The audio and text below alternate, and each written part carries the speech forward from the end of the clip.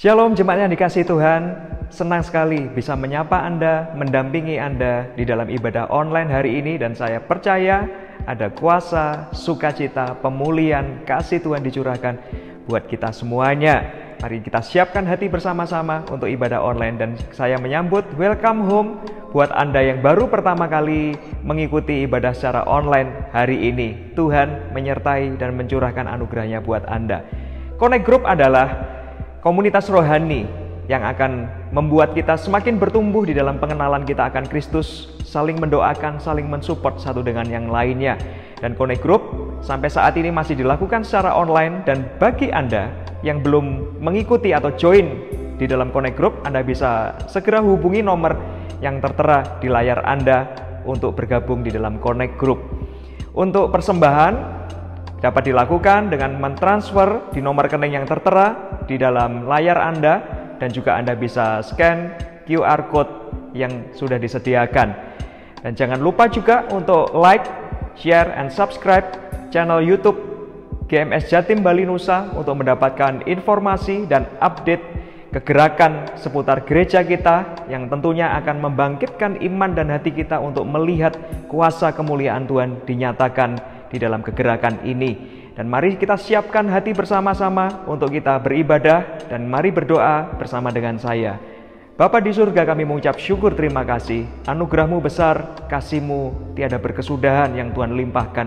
Hari ini kami ingin menyiapkan hati, pikiran, dan jiwa kami untuk kami fokuskan masuk di dalam hadirat Tuhan, menaikkan pujian dan penyembahan. Dan kami percaya Engkau bertata atas pujian penyembahan kami, kuasa-Mu dicurahkan, dan kebenaran firman-Mu kami terima dengan hati yang penuh sukacita untuk mengubahkan, untuk memberkati kehidupan kami. Kami percaya segala hal yang sudah Tuhan nyatakan melalui ibadah online hari ini, itu akan menguatkan kami semuanya. Terima kasih Tuhan, kami siapkan hidup kami untuk ibadah online hari ini. Hanya di dalam nama Tuhan Yesus kami berdoa dan kami mengucap syukur. Haleluya, amin.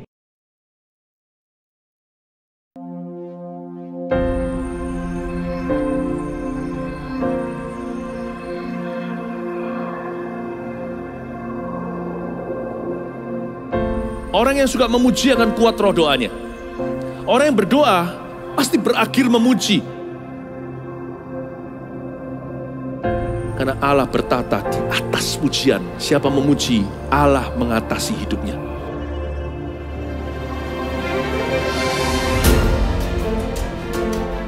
The Year of Praise, tahun pujian, menjadi sebuah petualangan yang tiada dua.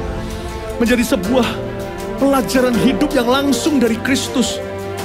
Menjadi sebuah pengalaman yang indah. Waktu kita memuji Tuhan, seluruh kerajaan itu berdiri di sampingmu. Waktu kita memuji, seluruh kerajaan Allah dan kereta-keretanya yang tidak kelihatan berkuda dan berapi-api itu berada di kanan kiri. Semakin fisik kita lemah, roh kita semakin memuji Tuhan. Semakin jasmani kita terbatas, semakin rohani kita tidak boleh dibatasi.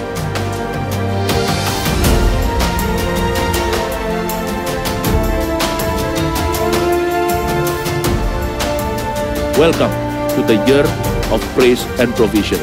Mari kita mengizinkan Tuhan merajut rancangan yang belum pernah kita bayangkan.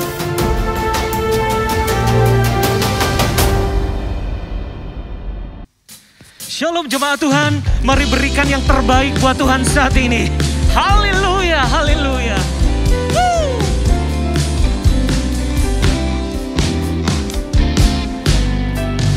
Datang ke hadirat Tuhan dengan hati yang penuh sukacita. Datang ke hadirat Tuhan dengan senyum dan muka yang gembira.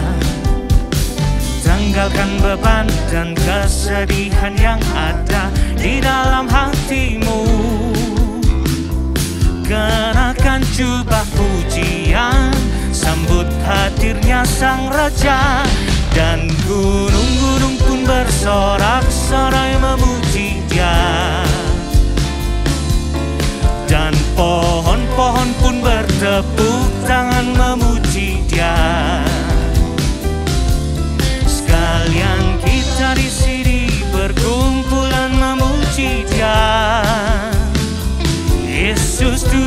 Raja, Dialah yang bertahta di atas pujian.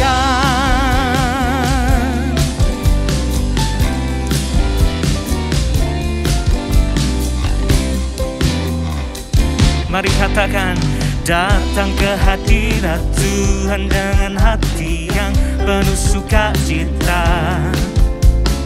Datang ke hadirat Tuhan dengan senyum dan muka yang gembira. Tanggalkan beban dan kesedihan yang ada di dalam hatimu. Kenakan jubah pujian, sambut hadirnya Sang Raja. Dan gunung-gunung pun bersorak-sorai memuji Dia. Dan pohon-pohon pun bertepuk tangan memuji Dia. Sekalian kita di sini berkumpul dan memuji Dia. Yesus Tuhan Raja, Dialah yang bertahta di atas pujian. Dan gunung-gunung pun bersorak-sorai memuji Dia. Dan pohon-pohon pun bertepuk tangan memuji Dia. Sekalian kita di sini berkumpul dan memuji Dia. Yesus Tuhan Raja, Dialah yang bertahta di atas pujian. Lebih tinggi lagi katakan, dan gunung-gunung pun bersorak-sorai memuji Dia. Dan pohon-pohon pun bertepuk tangan memuji Dia.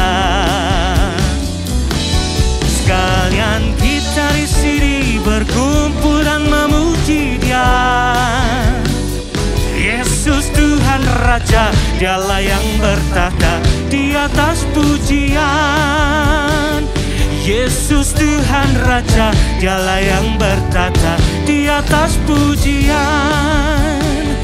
Yesus Tuhan Raja, Dialah yang bertahta di atas pujian.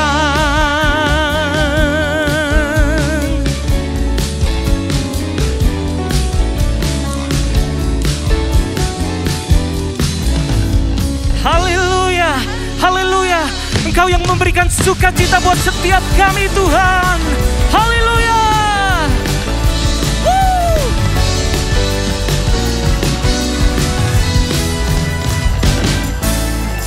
Karyamu mempesonaku, Kau angkatku dari kelam, kasih tulus memberi warna.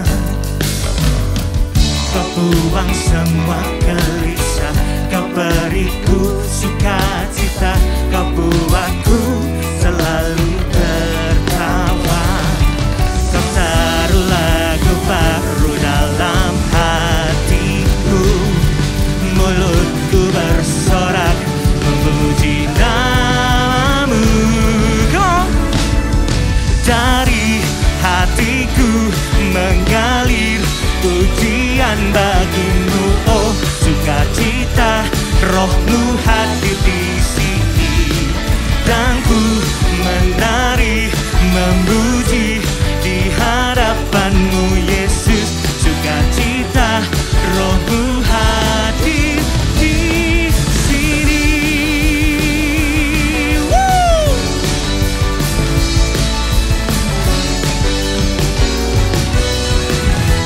Karyamu mempesona kami Tuhan.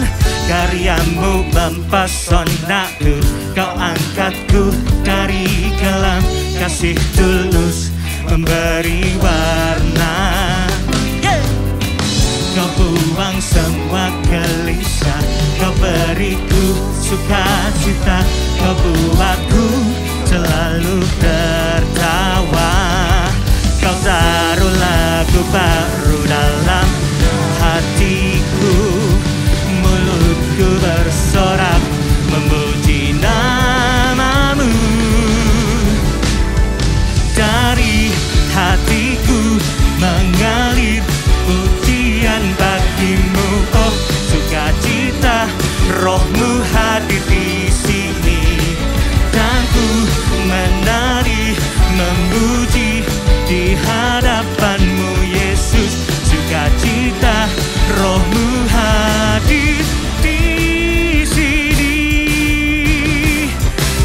semuanya bertepuk tangan seperti ini ya, seperti ini.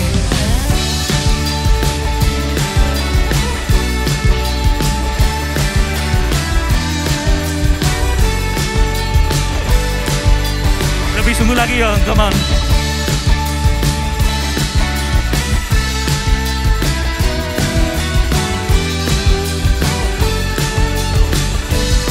Sekarang lambaikan tangan kita, katakan la la la la la la la la la la la haleluya, come on, la la la la la la la la la la la haleluya, dari hatiku mengalir pujian bagimu, oh sukacita, Rohmu hadir di sini, dan ku menari memuji di hadapanmu Yesus, sukacita, Rohmu hadir di sini. Lambaikan tangan kita, la la la la la la.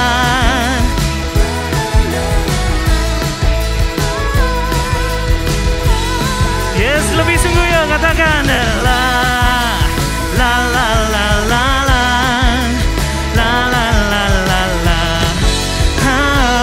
Rohmu hadir di sini. Haleluya, haleluya, haleluya, haleluya.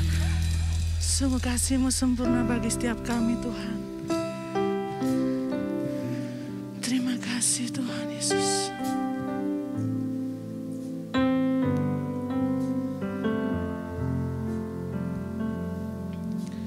Kasih yang sempurna telah ku terima dari-Mu, bukan karena kebaikanku, hanya oleh kasih karunia-Mu Kau pulihkan aku, layakkanku untuk dapat memanggil-Mu Bapa. Kau beri yang ku pinta saat ku mencari, ku mendapatkan. Ku ketuk pintu-Mu dan Kau bukakan, sebab Kau Bapa-Ku, Bapa yang kekal. Takkan Kau biarkan aku melangkah hanya sendirian. Kau selalu ada bagiku, sebab Kau Bapa-Ku, Bapa yang kekal.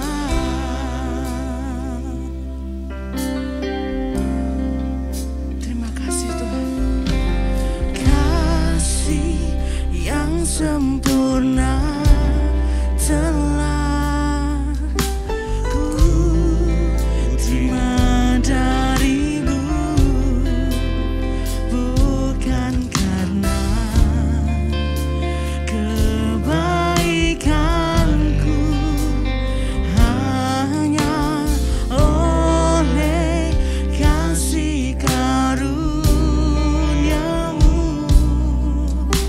Kau pulihkan aku,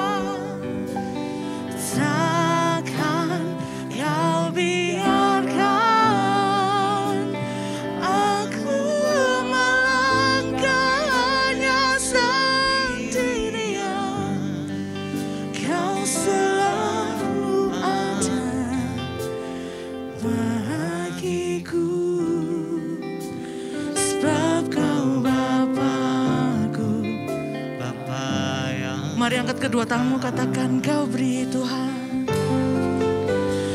Kau beri yang ku minta. Terima kasih Tuhan. Saat ku mencari, ku mendapatkan, ku ketuk pintumu dan Kau bukakan.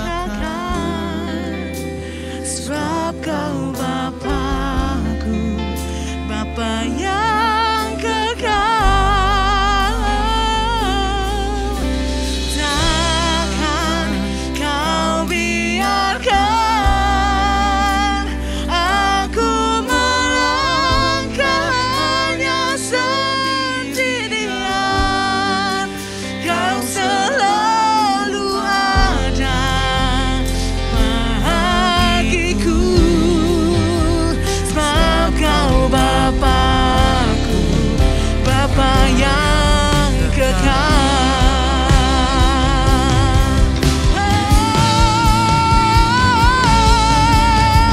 Kau beri yang ku minta. Saat ku mencari, ku mendapatkan, ku ketuk pintumu dan Kau bukakan. Sebab Kau Bapa-Ku, Bapa yang kekal. Takkan Kau biarkan aku melangkah hanya sendirian. Kau selalu bagiku. Sebab Kau Bapa-Ku, Bapa yang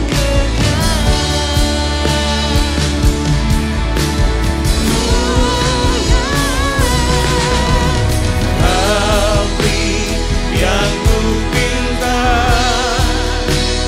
Saat ku mencari, ku mendapatkan, ku ketuk pintumu dan Kau bukakan.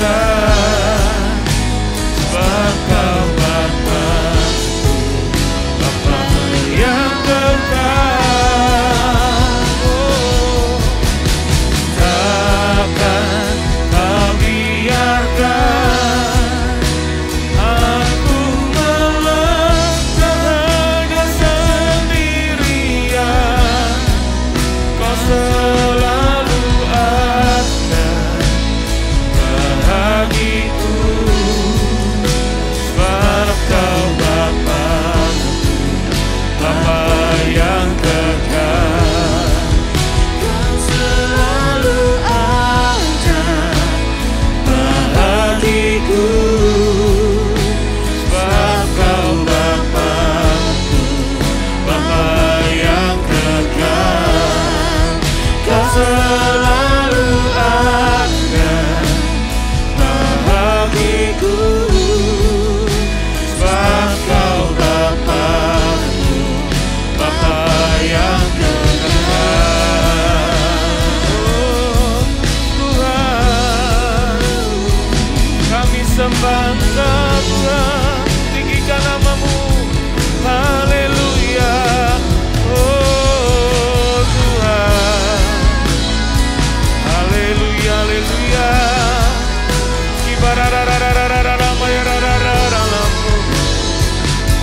Jesus Lord. Haleluya. Tiada yang seperti Allah yang hidup. Sembah Engkau Tuhan. Oh Jesus, Kaulah sumber kekuatan, sumber penghiburan bagi setiap anak-anak-Mu Tuhan. Jesus, haleluya. Sungguh kami bersyukur Tuhan.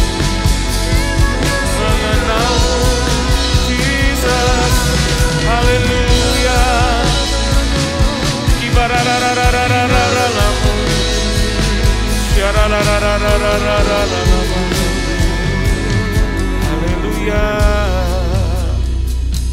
haleluya, haleluya. Terima kasih Yesus. Thank you Lord Jesus. Thank you Lord Jesus. Engkaulah kekuatanku,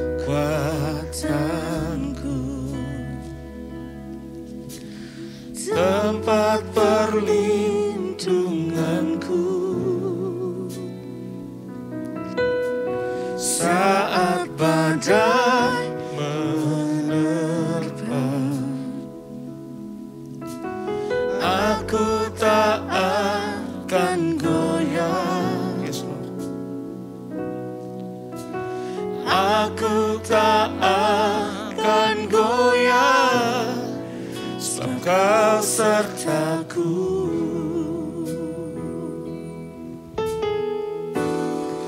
Sejauh langit dari bumi, begitu besarnya kasih-Mu, penuhi hati kami yang rindu menyembah-Mu. Yesus, sejauh langit dari bumi, begitu besarnya kasih-Mu. Kaulah Tuhan, kekuatanku, sukacitaku. Katakan Engkaulah kekuatanku. Engkaulah kekuatanku, tempat perlindunganku, saat badai menerpa, aku tak akan goyah, aku tak akan goyah, sebab Kau sertaku. Mari semua angkat tanganmu, katakan sejauh langit, oh, sejauh langit dari bumi, begitu besarnya kasih-Mu, penuhi hati kami yang rindu menyembah-Mu. Yesus, sejauh langit dari bumi, begitu besarnya kasih-Mu. Kaulah Tuhan, kekuatanku, sukacitaku. Tuhan Yesus, Engkaulah perlindungan kami, tempat kami berharap, tempat kami percaya, karena kami tahu Engkau adalah Tuhan yang baik, dan sampai selama-lamanya Engkau tetap Tuhan yang baik. Hari ini kami datang, jamah kami ya Roh Kudus. Jangan ada satu orang pun yang merasa sendirian dimanapun kau berada, karena Allah ada bersama kita.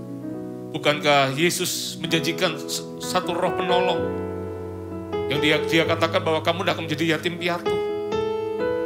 Aku akan mengutus roh penolong dalam kehidupanmu yang akan ada bersama kita sepanjang masa, dikatakan seumur hidup kita. Kita nggak sendirian. Mungkin ada beberapa orang di antara Anda merasa Anda sendirian. Anda bingung mungkin untuk memutuskan sesuatu. Ada kabar baik. Yesus ada bersama kita.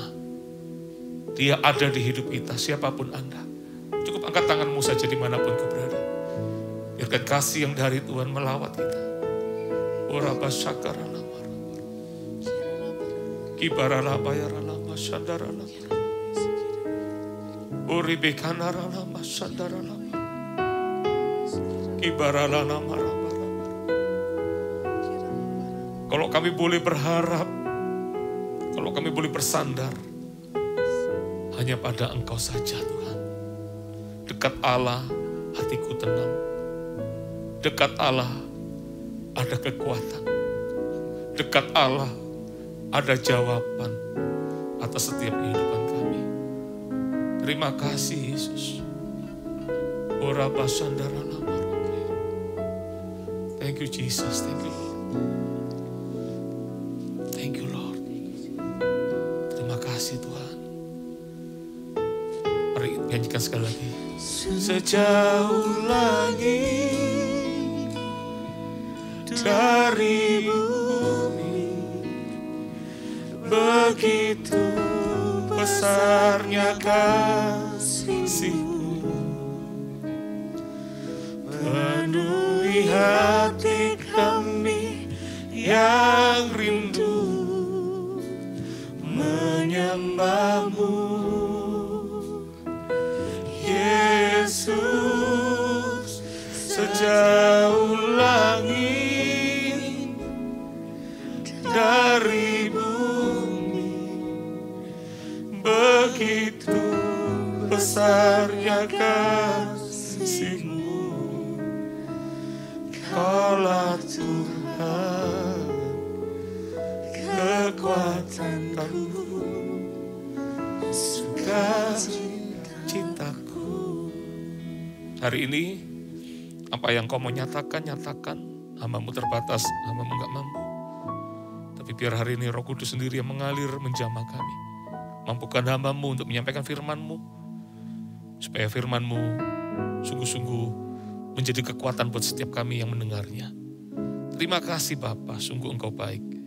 Terpujilah nama Tuhan di dalam nama Yesus Tuhan. Haleluya. Amin. Haleluya. Silakan duduk Bapak Ibu Saudara, mungkin Anda di rumah, Anda tadi berdiri, silakan duduk ya.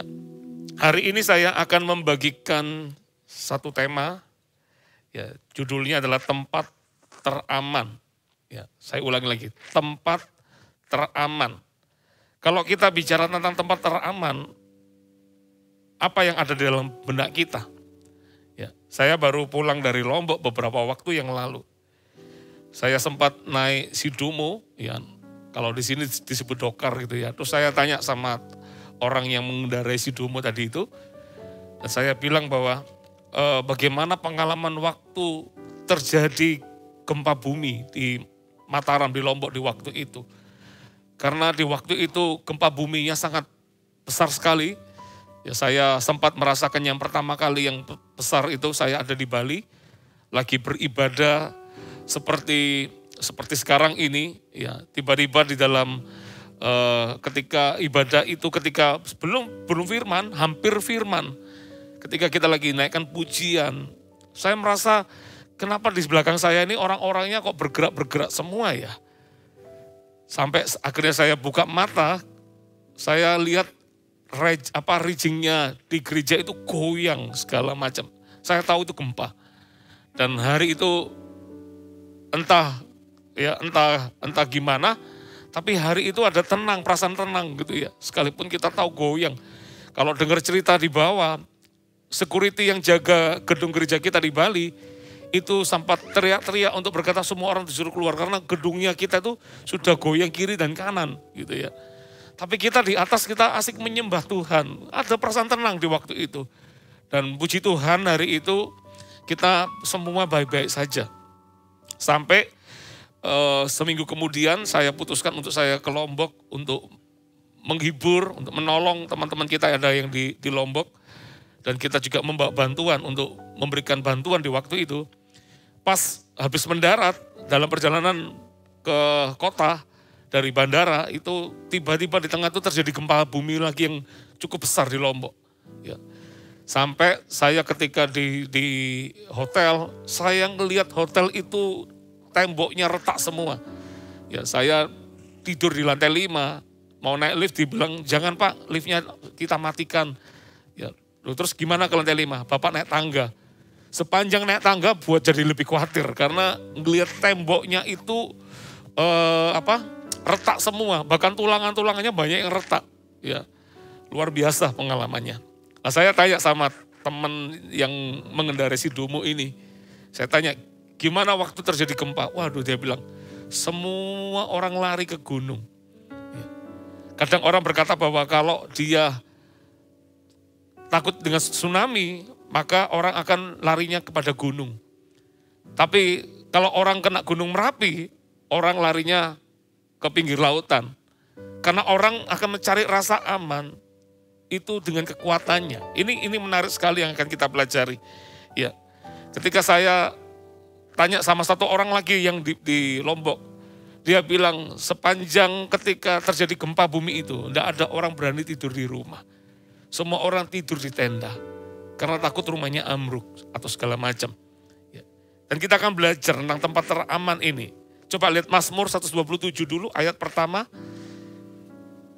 Ini adalah salah satu ayat yang saya seringkali baca ayat ini. Ya, karena ini adalah seorang raja yang menulisnya.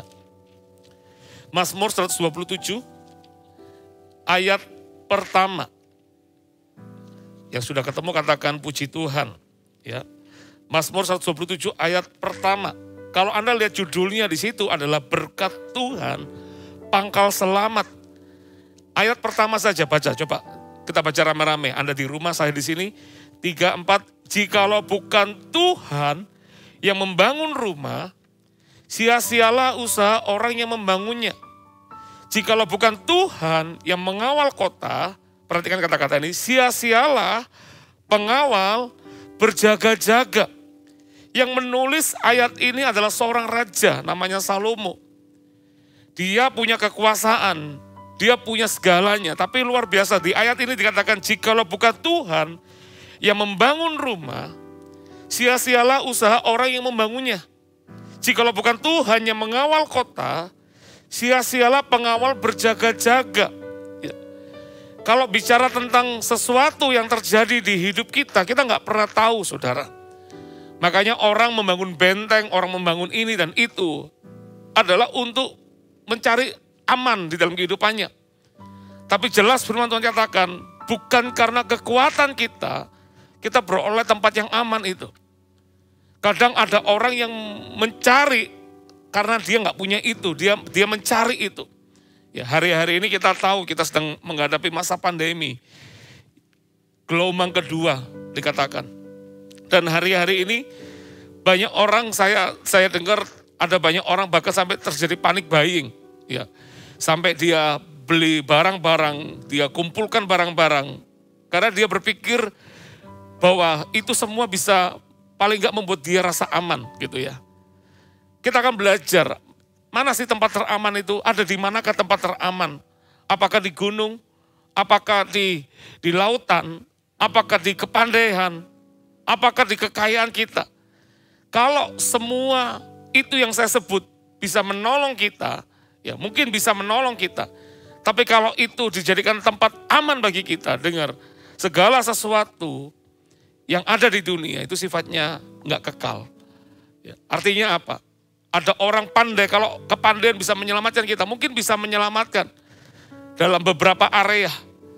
Tapi kalau bicara tentang rasa aman, kita nggak pernah tahu bahwa hidup kita ini kita nggak berkuasa sejengkal pun dalam hidup kita ini, kita nggak berkuasa apapun juga.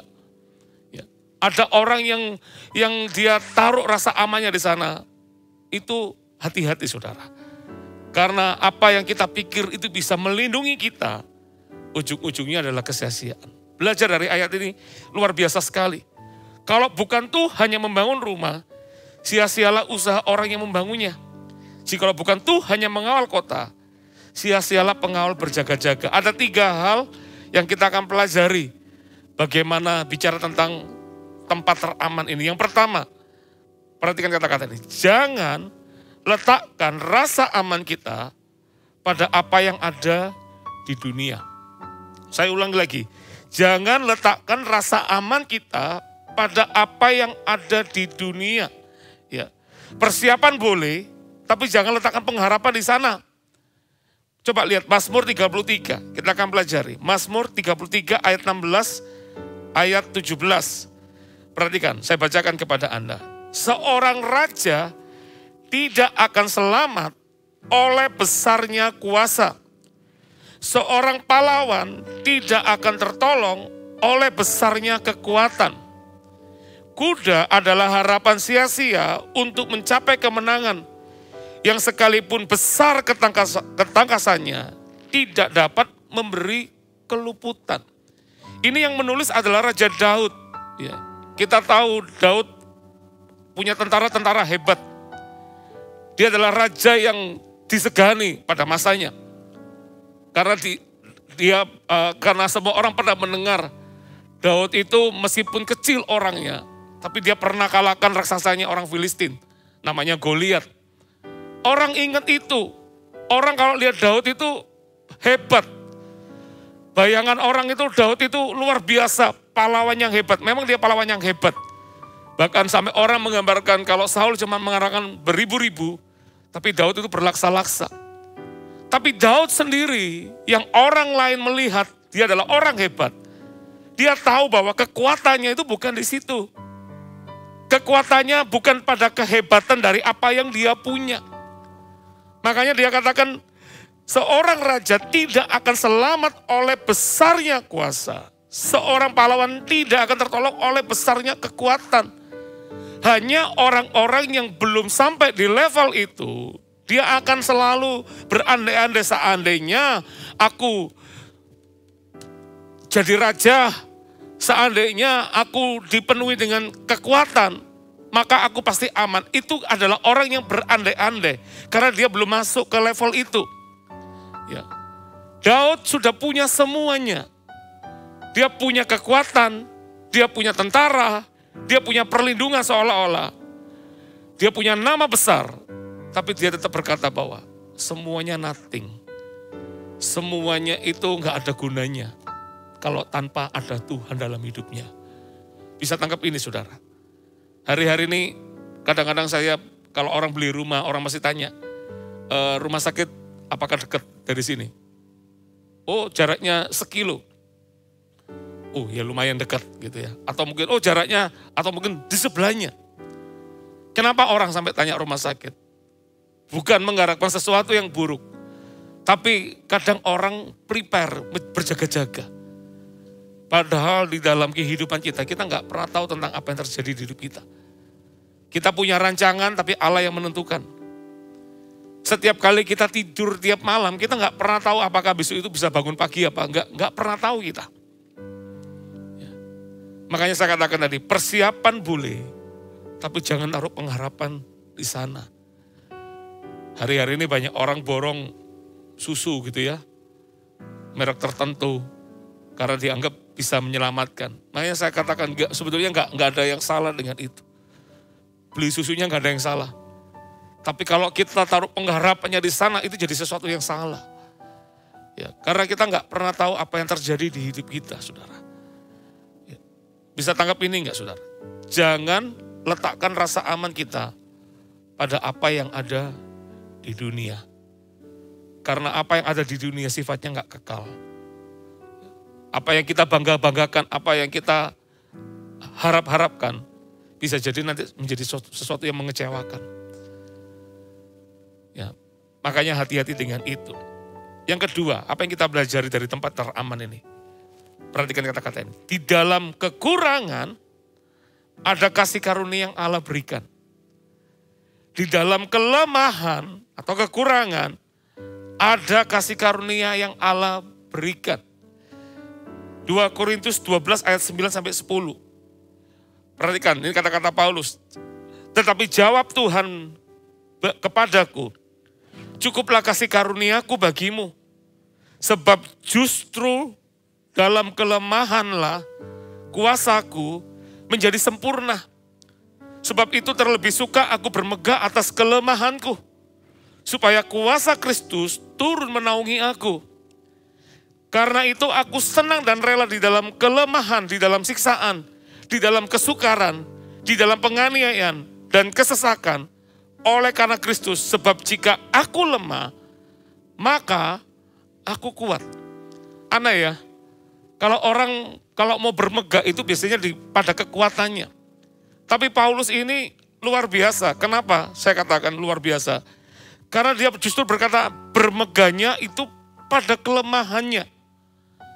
Kenapa di dalam kelemahan justru orang ini bermegah? Karena di dalam kelemahanlah dia tahu bahwa ketika kita angkat tangan, Yesus turun tangan. Ketika kita nggak angkat tangan, kita merasa dengan kekuatan kita, justru mungkin pertolongannya nggak datang di hidup kita. Ini luar biasa sekali. Kadang dalam kehidupan kita yang penuh dengan kekurangan ini, ya tanda kutip kekurangannya, penuh dengan keterbatasan, penuh dengan mungkin kita nggak seperti orang ini atau orang itu, mungkin kita terbatas sekali. Justru di dalam keterbatasan harusnya kita bisa melihat kita punya Bapa itu luar biasa, saudara. Kita punya Tuhan itu justru pertolongannya datang. Makanya ini luar biasa, dikatakan cukuplah kasih karuniaku bagimu, sebab justru dalam kelemahanlah kuasaku menjadi sempurna. Ketika kita mungkin dengan kekuatan kita sudah melakukan dengan segala macam cara dan akhirnya toh pada ujungnya sampai di akhir itu tiba-tiba kita merasa kita nggak mampu lagi. Sebetulnya ketika kita merasa nggak mampu itu adalah kesempatan yang terbaik untuk melihat kuasa Allah dinyatakan dalam hidup kita. Saya beberapa kali mengalami masa di mana saya sendiri nggak mengerti bagaimana saya bisa keluar dari masalah ini. Beberapa kali saya mengalami pergumulan dan sampai satu titik pada kesimpulan akhirnya saya berkata, Tuhan, aku nggak mampu, aku nggak bisa. Tapi saya akhir dengan satu kata ini, aku percaya kepadamu tapi aku nggak mampu, aku nggak bisa. Dipikir secara pikiran manusia nggak bisa. Tapi justru di dalam kelemahan inilah aku cuma percaya bahwa Engkau yang menolong hambamu. Itu aja. Beberapa kali saya ngalami. Saya pernah bisnis sampo dulu waktu saya belum pelayanan seperti ini. Belum secara full timer. Saya pelayanan di waktu itu.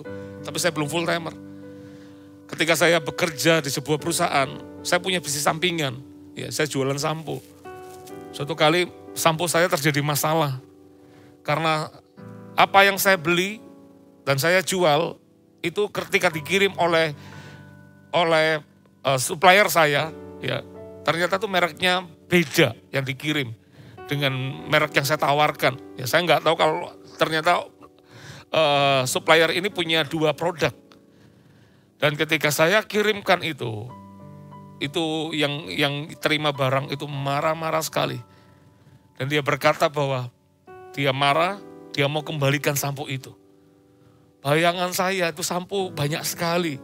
Mau taruh di mana? Saya sampai akhirnya sampo itu dibawa pulang.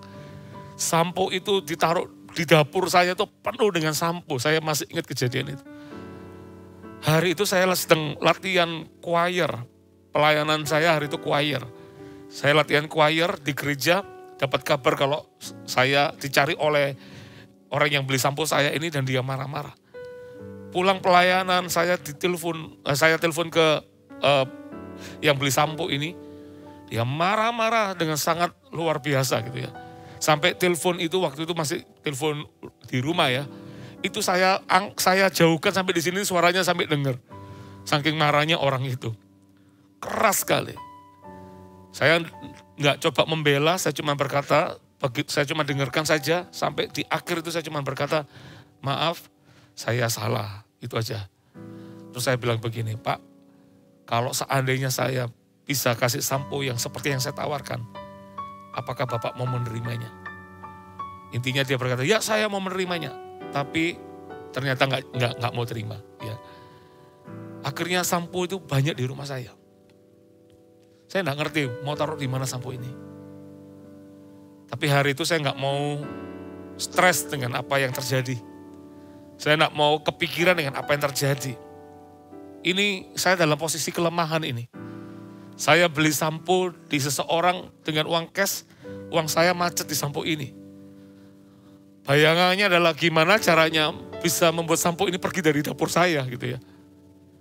Tapi nggak ada hal yang lain.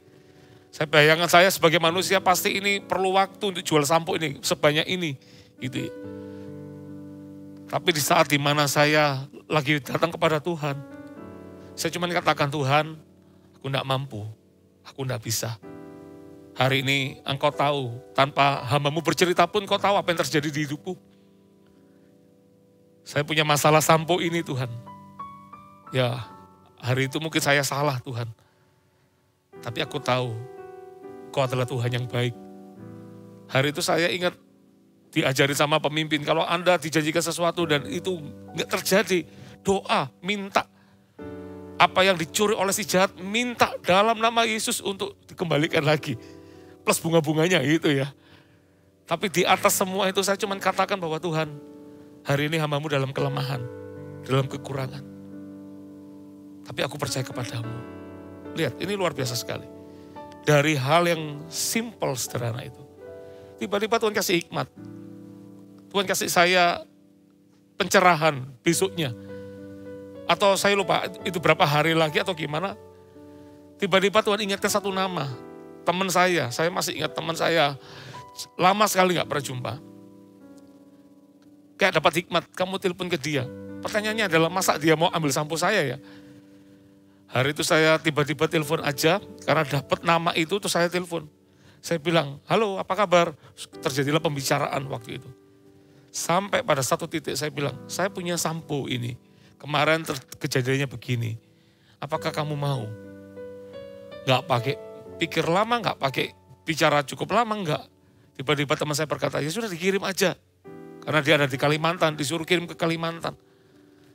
Anda tahu kalau pergi ke Kalimantan itu barang perlu waktu untuk sampai ke sana. Karena harus naik kapal bukan? Tapi ketika barang dikirim, baru hari ini dikirim. Besok saya sudah lihat rekening saya ada yang transfer. Sejumlah harga sampo yang saya jual itu. Itu mungkin hanya satu peristiwa. Ada banyak peristiwa di hidup saya. Kadang ada orang-orang merasa bahwa, Tuhan, aku enggak seperti itu. Aku enggak seperti di sana Tuhan. Terus gimana? Anda lihat masa-masa pandemi seperti ini, saya melihat ada banyak orang yang terbatas. Hidup dalam keterbatasan. Mereka enggak punya pilihan yang lain. Mungkin mereka kerjanya sudah banyak, maaf saya katakan mungkin banyak virus mereka bisa pegang. Mereka nggak punya pilihan, mungkin untuk beli masker pun aja mereka terbatas sekali mungkin. Tapi di masa-masa di mana orang yang mereka nggak punya kekuatan pun, ada kasih karunia juga kepada orang-orang itu. Bisa tangkap ini ya. Ada kasih karunia yang Allah berikan juga kepada orang-orang. Saya melihat ada orang-orang yang nggak punya tangan, nggak punya kaki. Mungkin bagi beberapa orang berkata hidupnya sudah berakhir. Bahkan dia sendiri pun akan mengatakan bahwa hidupnya sudah berakhir. Dia nggak seperti orang lain. Tapi ketika dia bisa melihat Tuhan dalam kehidupannya, apa yang menjadi keterbatasannya justru bisa menjadi kekuatan buat kehidupannya. Kalau dia punya tangan lengkap, kaki lengkap, pasti beda ceritanya dengan kehidupannya sekarang. Tapi ketika dia nggak punya tangan, nggak punya kaki, ketika dia memandang Allah yang sempurna itu, dalam kelemahan, ada kuasa Allah yang bekerja dalam hidup kita. Makanya jangan takut siapapun Anda, kalau hari ini Anda merasa Anda terbatas, Anda mungkin apa yang Anda pegang itu nggak seperti itu. Hari-hari ini banyak orang ya nggak salah karena itu manusia, tapi Tuhan sudah tulis di dalam Alkitab, jangan kamu khawatir tentang apapun juga. Kenapa saya katakan ada banyak orang berpikir harus punya ini, punya itu untuk menjaga kehidupannya. Itu pun juga gak menolong saudara. Ya saya ngelihat anak saya juga ketika kena step. Itu pengalaman yang menurut saya sangat luar biasa. Saya banyak sekali kejadian-kejadian yang secara manusia mungkin gak bisa. Step adalah orang yang pertama kali adalah mencari tempat yang tercepat, rumah sakit terdekat. Ketika dibawa ke rumah sakit yang terdekat, anak saya apnu berhenti nafas 3 kali. Sampai ketika anak saya mulai stabil, disuruh cepat bawa ke rumah sakit di Surabaya. Di Surabaya di waktu itu saya masih ingat belum ada pandemi. Ketika dibawa ke satu rumah sakit di Surabaya, IGD-nya penuh di situ. Anak saya ditolak untuk masuk. Anak saya ada di ambulan. Saya bisa bayangkan naik ambulan itu waktunya kayaknya panjang banget. Ketika di ambulan itu anak saya ini belum sadar. Kan orang bilang bahaya kalau orang step, apalagi dia sampai nggak sadar lama itu bahaya. Mungkin ada yang terganggu di situ. Banyak pikiran-pikiran, banyak kata-kata yang bisa masuk di dalam hidup kita kalau kita nggak hati-hati di situ. Di situ saya cuma satu saja, menguatkan hati di hadapan Tuhan. Saya cuma berkata hari itu nggak kebetulan tiba-tiba saya pasang status di BlackBerry saya, waktu itu zaman BlackBerry. Saya tulis, jika Tuhan ada di kapal kita, jangan takut. Itu aja kata-katanya. Masih ingat saya, kalau Tuhan ada di kapal kita, jangan takut. Malamnya kejadian anak saya step. Di rumah sakit di Surabaya itu ditolak. Akhirnya kita pindah rumah sakit yang lebih jauh lagi di paling pojokan di Surabaya. Secara manusia mungkin berpikir, wah bahaya anak saya. Tapi di penghujung ketika datang ke rumah sakit yang paling ujung, tiba-tiba anak saya baru masuk di lobinya, anak saya tiba-tiba bangun dari nggak sadar ya. Saya masih ingat saya tanya, mana mata? Karena masih umur setahun anaknya. Mana mata? Dia pegang matanya. Mana mata? Dia matanya dibuka tutup gitu ya. Saya bilang, mana hidung? Terus dipegang sama tangannya hidungnya. Waduh, senang sekali. Saya tahu arti di mana di dalam kelemahan kasih karunia Allah melimpah. Justru dalam keterbatasan kita, kuasanya lebih besar. Punya 5 roti 2 ikan, kasih makan 5.000 orang. 4.000 yang perlu dikasih makan, rotinya lebih banyak, 7 roti. Semakin sedikit roti, maka semakin besar kasih karunia yang Allah berikan. Ketika murid-murid cuma punya 1 roti, Tuhan sudah ingatkan sama murid-muridnya, hati-hati dengan ragi orang Farisi, dengan ragi orang Herodes. Karena ragi mereka adalah percaya kalau mereka itu ada faktanya. Yesus berkata, masakah engkau lupa ketika aku memberi makan 7 roti, memberi makan 4.000 orang. 5 roti 2 ikan, memberi makannya lebih banyak, 5.000 orang. 1 roti, Tuhan bisa melakukan lebih besar lagi untuk memberi makan. Di dalam keterbatasan, di dalam kekurangan, jangan memukul diri. Jangan mengatakan bahwa hidup Anda sudah tinggal tunggu waktu, no. Dalam kelemahan, di dalam kekurangan, ingat, kuasanya lebih besar. Kasihnya lebih besar buat orang-orang yang mungkin terbatas.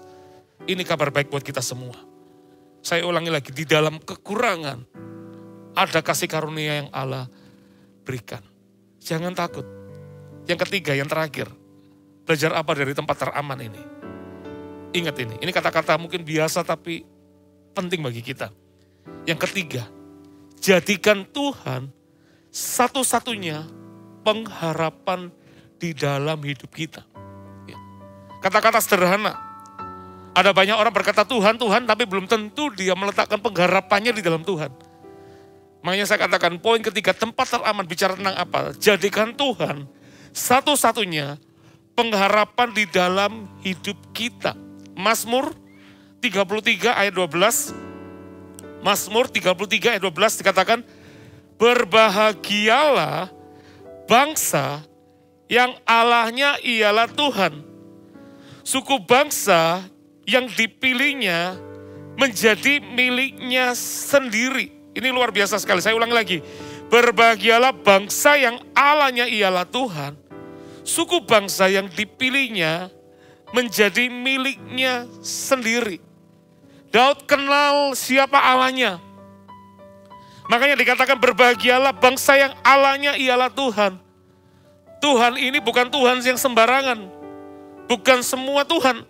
Satu-satunya Tuhan. Yang Allahnya ialah Tuhan. Makanya kenapa kita disebut sebagai orang yang lebih dari orang yang menang. Bukan karena kita hebat, bukan karena kita luar biasa. Karena ketika kita mati, kita mengalami keselamatan, itu bukan karena usaha kita. Karena ada Allah yang memberikan nyawanya bagi kita. Ini harus ditangkap saudara. Berbahagialah bangsa yang Allahnya ialah Tuhan. Tuhan yang kita punya itu berbeda. Tuhan yang kita punya itu adalah Tuhan yang mengasihi umatnya. Mana ada Tuhan yang selalu saya katakan menyebut dirinya Bapa, kita disebut sebagai anak. Bahkan Tuhan menyebut kita sahabat. Tuhan menyebut kita sahabat.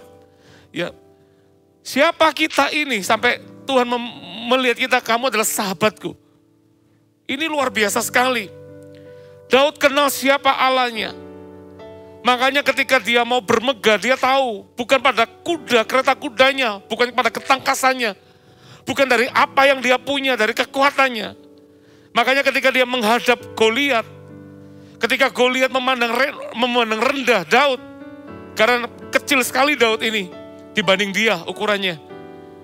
Dan ketika lihat Daud bawa tongkat, Goliat membawa tombaknya, gak sebanding. Yang satu membawa sesuatu yang tajam, yang ini cuma bawa tongkat dan membawa ketapelnya dengan batunya. Makanya Goliat mentertawakan Daud.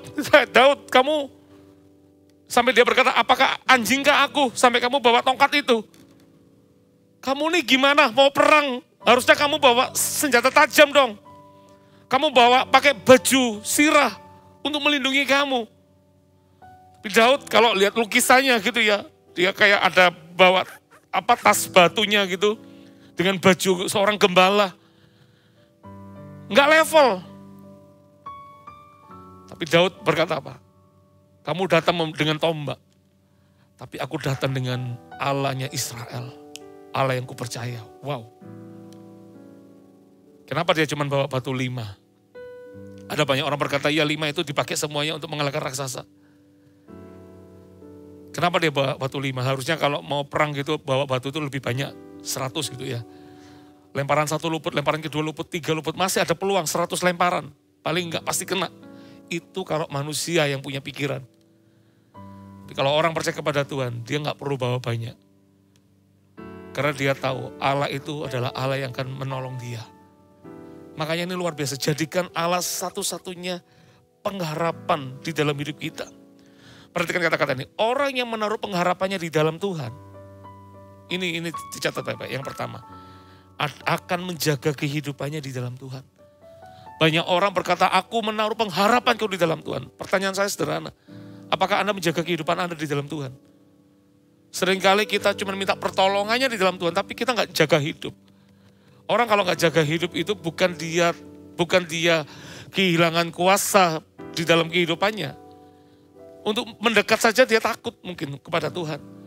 Mungkin dia tidak yakin. Makanya kalau Anda berkata bahwa Tuhan menjadi satu-satunya pengharapan dalam hidup kita, Anda pasti akan menjaga hidup Anda. Itu yang pasti terjadi. Anda akan menjaga hidup Anda. Seperti Mazmur 33 ayat 18. Perhatikan, saya baca buat Anda. Mazmur 33 ayat 18. Dikatakan,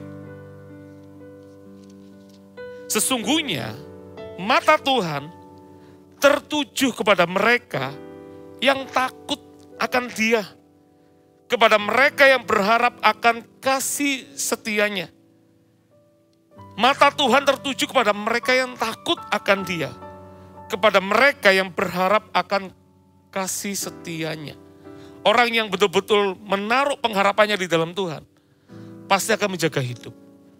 Karena dia tahu pertolongannya cuma ada pada Tuhan. Makanya dia perlu menjaga hidup. Ada banyak orang, aku percaya kepada Tuhan, tapi hidupnya sembarangan. Aku percaya kepada Tuhan, tapi hidupnya gak pernah dijaga. Makanya ketika terjadi masalah, dia bingung, dia panik. Karena dia mungkin gak merasa bahwa Tuhan bisa menolong dia. Karena dia gak jaga hidup. Kalau Anda percaya kepada Tuhan, Anda dan saya percaya kepada Tuhan, menaruh pengharapan di dalam Tuhan, kita harus jaga hidup. Masa-masa pandemi seperti ini, harusnya hidup kita semakin melekat sama Tuhan. Hidup kita semakin terjaga oleh Tuhan. Harus banyak makan firman, dijagai oleh Tuhan. Maka saya percaya hidup kita akan aman, saudara. Katakan amin. Yang kedua, yang terakhir dari poin ketiga ini. Orang yang menaruh pengharapannya di dalam Tuhan, adalah orang yang mempercayakan kehidupannya sepenuhnya di dalam Tuhan. Saya ulang lagi, orang yang akan mempercayakan kehidupannya sepenuhnya di dalam Tuhan. Ya. Kadang dalam hidup ini kita nggak dijanjikan bahwa hidup ini mulus. Ada banyak tantangan. Bahkan Daud juga berkata kemalangan orang benar itu banyak juga. Ada banyak tantangan. Ketika Daud ada di En-Gedi, dia di tempat di mana dia melarikan diri dari Saul. Saul kirim 3.000 pasukannya, orang-orang kuatnya. Mungkin sudah hampir kalau secara manusia pasti kena itu Daud oleh Saul. Tapi luar biasa, ketika Daud dalam penghujung kehidupannya mau tertangkap Saul, justru dia yang punya peluang untuk membunuh Saul. Mungkin kalau secara manusia dia pikirannya simpel, bunuh aja Saul, selesai persoalan hidupnya. Tapi di dalam satu titik di mana dia punya peluang dengan kekuatannya sendiri, dia masih bisa memikirkan bahwa ini orang yang diurapi Tuhan. Makanya dia gak jadi bunuh. Sebetulnya kalau mau cari pertolongan cepat hari itu, bunuh Saul.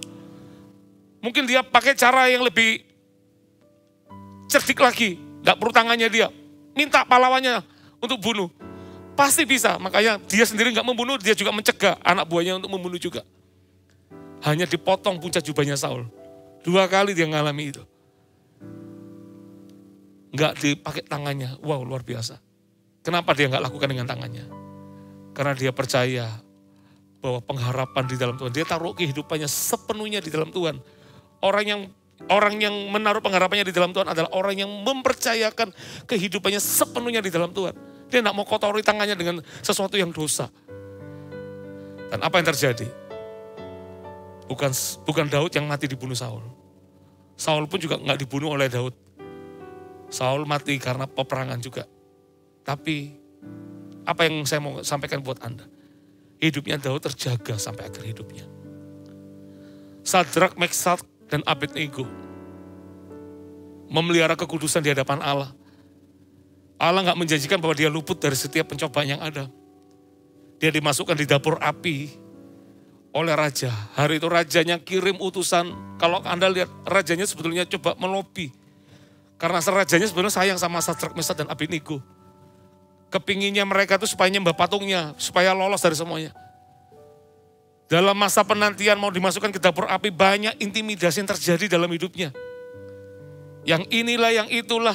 Sampai dia dikasih kain. Ngapain orang kalau sudah masuk dapur api, ngapain pakai dibantu baju-baju ya. Lemparkan saja Sadrak, Meksak, dan Abednego di dapur api. Kan panasnya bukan main itu. Dikasih baju, itu intimidasi. Ditalikan di dalam tubuhnya, segala macam. Belum lagi diikat lagi, dipegang oleh orang kuat. Belum lagi panas, dapur apinya ditambah 7 kali lipat. Sampai yang membawa pun aja mati. Mereka dilemparkan. Sebelum dilemparkan, dapat tawaran lagi dari rajanya. Ayo, kamu menyembah patungku aja, supaya kamu lolos dari ini semua. Tapi luar biasa Sadrak, Meksak, dan Abednego. Dia berkata, jikalau Allah tidak melepaskan kami pun, ketahuilah bahwa kami tidak akan pernah menyembah patungmu. Wow, luar biasa. Karena Sadrak, Meksak, dan Abednego lebih mempercayakan hidupnya di dalam Tuhan dibanding dengan kekuatannya sendiri.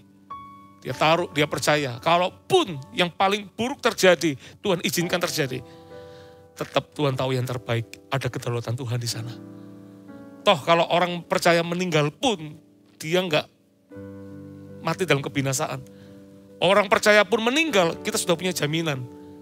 Tuhan menyediakan tempat yang terbaik bagi kita. Makanya kita disebut sebagai orang yang lebih dari orang yang menang. Karena hidup kita sudah dijamin sebetulnya. Tinggal dalam proses hidup kita di dalam dunia ini. Apakah didapati bahwa hati kita setia, hati kita percaya kepada Allah sepenuhnya. Atau kita percaya masih setengah-setengah. Karena kita masih punya kekuatan. Kita punya pengharapan di tempat yang lain. No, belajar hari ini. Jadikan Allah satu-satunya sumber pengharapan bagi kita. Ketika Sadrak, Meksak, dan Abednego berkata, Tuhan, Tuanku Raja, ketahuilah bahwa kalaupun kami nggak dilepaskan, kami tidak akan pernah menyembah patungmu. Dengan kata lain bahwa tetap pengharapanku hanya kepada Allah yang hidup. Akhirnya dilemparkan Sadrak, Meksak, dan Abednego. Rajanya lihat, yang dilempar 3, kenapa ada 4 di situ? Yang satu adalah malaikatnya Tuhan, Tuhan sendiri yang ada di situ, yang menolong. Malaikatnya yang diutus untuk menolong Sadrak, Meksak, dan Abednego. dan tidak terjadi apa-apa. Apinya boleh membesar, tapi enggak melukai. Apinya boleh dipanaskan berkali-kali lipat, tidak mencelakakan. Itulah Tuhan yang kita punya. Kalau Anda mau tanya tempat teraman ada di mana? Ada di dekat Allah saja, hatiku tenang. Karena daripadanya lah kekuatanku dan pertolonganku. Katakan amin. Siapapun Anda, dimanapun Anda berada, ingat, Anda punya Tuhan. Dia Bapa yang baik, dia Tuhan yang baik, yang akan selalu menolong kita. Katakan amin. Mari kita siapkan hati kita. Thank you Jesus. Thank you Jesus, thank you Lord. Kurabasyakarala maramara. Kibi karala bayarala basandarala barabara. Syarala bayarala mayarala. Syakarala bayarala masandarala barabara. Kurabayarala marama. Syakarala marama. Thank you Lord, thank you Jesus. Thank you Jesus. Terima kasih Tuhan. Mari naikkan lagu ini. Katakan Engkaulah kekuatanku. Engkaulah kekuatanku. Yes, hanya Engkau Tuhan. Tempat perlindunganku. Saat badai menerpa, aku tak akan goyah. Aku tak akan goyah, sebab Kau sertaku. Mari angkat tangan. Katakan sejauh langit. Sejauh langit dari bumi, begitu besarnya kasih-Mu. Penuhi hati kami yang rindu menyembah-Mu, Yesus. Sejauh langit dari bumi, begitu besarnya kasih-Mu. Kaulah Tuhan, kekuatanku, sukacitaku. Mazmur 91 katakan, orang yang duduk dalam lindungan yang maha tinggi dan bermalam dalam naungan yang maha kuasa akan berkata kepada Tuhan, tempat perlindunganku dan kubu pertahananku, Allahku yang kupercayai. Mazmur 91 tafsirannya mengatakan yang menulis adalah Musa. Gak ada yang mencatat di situ di dalam Mazmur 91. Tapi Mazmur 90 adalah tulisannya Musa di sana. Makanya orang menafsirkan ini adalah Musa yang menuliskan ayat ini. Musa pernah ada satu masa ketika waktu itu, ketika Firaun mengeraskan hati untuk gak melepaskan orang Israel pergi ke tanah perjanjian. Maka Allah mengirimkan tulah. Salah satu tulah yang diberikan adalah sampar. Saya kalau baca penyakit sampar itu sama dengan penyakit pes. Yang diakibatkan dari serangga, dari tikus, dari binatang. Dan itu kalau saya lihat ciri-ciri orang yang kena pes, itu demam karena infeksi. Terus juga dia dikatakan bahkan yang paling parah adalah sampai ke pernapasan. Orang kena pes pun bisa 2 hari tiba-tiba menjadi anfal dan meninggal. Dan di situ jelas dikatakan, jangan takut dengan dahsyatnya penyakit penyakit yang datangnya di malam hari, penyakit sampar atau apapun juga. Jangan takut, kata Musa di situ. Kenapa dikatakan? Karena Allah itu adalah Allah perlindungan bagi kita. Masa-masa seperti ini jangan menjauh dari Tuhan. Masa-masa seperti ini jangan pakai kekuatan sendiri. Masa-masa seperti ini harusnya semakin mendekat kepada Tuhan. Kita adalah orang-orang lebih dari orang-orang yang menang. Karena Allah adalah jaminan bagi kita. Dia adalah Bapa yang baik. Dia Tuhan yang selalu mendengar seruan doa anak-anaknya. Ayo semua orang-orang percaya, berharaplah bukan pada kekuatanmu, Tapi berharaplah pada kasih karunia yang Allah berikan buat kita semua. Mari angkat tanganmu. Mari angkat tanganmu. Angkat pujian ini. Sejauh langit dari bumi, begitu besarnya kasih-Mu, penuhi hati kami yang rindu menyembah-Mu. Yesus, sejauh langit dari bumi, begitu besarnya kasih-Mu. Kaulah Tuhan, kekuatanku, sukacitaku. Lebih tinggi lagi. Sejauh langit dari bumi, begitu besarnya kasih-Mu, penuhi hati kami yang rindu menyembah-Mu. Yesus, sejauh langit dari bumi, begitu besarnya kasih-Mu. Kaulah Tuhan, kekuatanku, sukacitaku. Katakan Kaulah Tuhan. Kaulah Tuhan, kekuatanku, sukacitaku. Katakan Kaulah Tuhan. Oh, Kaulah Tuhan, kekuatanku, sukacitaku. Mari sembah Dia, kepadamu ku percaya Tuhan. Kaulah perlindungan, Kaulah kekuatan setiap kami Tuhan. Haleluya.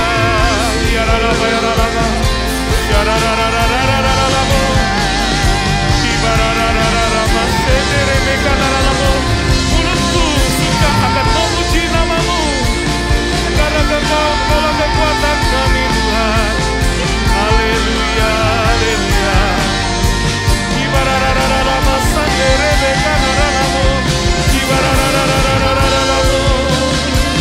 Haleluya, haleluya,